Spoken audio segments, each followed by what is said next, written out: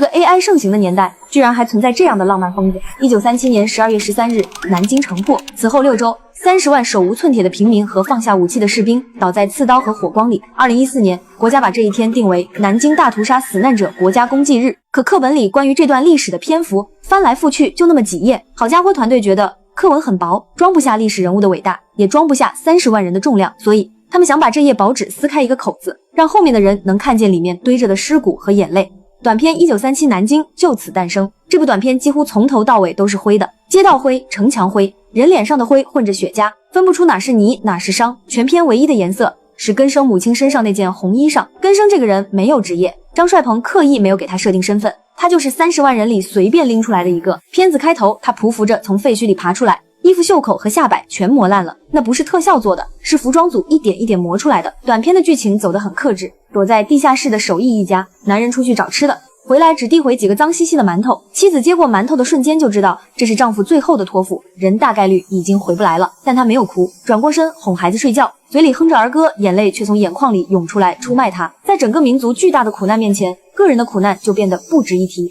每个人都没有时间痛苦，唯一能追寻的就是活下去这3个字。而根生在逃亡路上找到了和自己走散的母亲，只是母亲已经被高高吊起，了无声息。短片的最后，根生站在熊熊大火里，话外音念了一句：野火烧不尽，春风吹又生。虽然整部短片里没有一个人活下来，但好家伙，团队借这句诗告诉所有人，这个民族烧不死。而这条43分钟的短片，他们足足拍了11个月。2025年4月，他们开始写剧本，原型是人教版8年级上册那篇新闻评论：国行公祭，为佑世界和平。课文开头，国行公祭，法力典章，注资宝鼎，赐我国殇，这16个字足够震天动地。考虑到但年轻人可能坐不住看纪录片，所以团队才创造了根生，用一个人的命去扛30万人的重量。为了还原历史，他们按资料1比1复原当年的良民证和食品包装，连日军持枪的姿势都重新考证过。但是最难的还是找场景，他们跑了很多影视基地，但是个个干净整洁，不像被屠过的城。最后辗转联系到南京照相馆的取景地才解决。而拍出这样厚重题材的素人团队，在2年前还只有4个人，是团队的导演兼编剧张帅鹏所在公司的一个独立部门。最早他们拍了2条吐槽职场的，却没有流量，后来走上翻拍语文课文这条路，结果第1条孔乙己就把经费烧光了，差点散伙。2年下来，团队从4个人扩到10个，